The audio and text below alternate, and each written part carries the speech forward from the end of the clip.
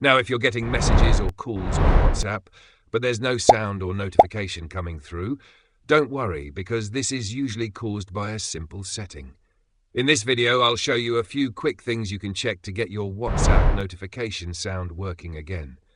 But first, hit the subscribe button down below. Open up WhatsApp on your phone. Once you're in WhatsApp, tap on the three dots in the top right corner, then go into Settings and tap on Notifications. From here, make sure Conversation Tones is turned on, because this controls the sound for incoming messages and calls on WhatsApp.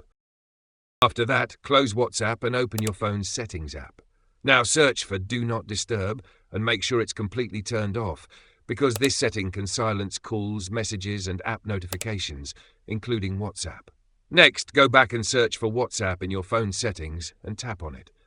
Then, go into Notifications and make sure notifications are enabled for both messages and calls. You should also check that notification categories like message notifications and group notifications are turned on. After that, search for Sounds and Vibration in Settings.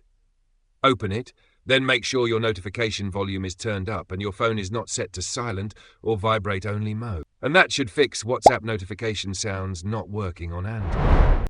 I hope this helped. If it did, hit the like button down below and leave a comment if you still have any questions. Thanks, guys.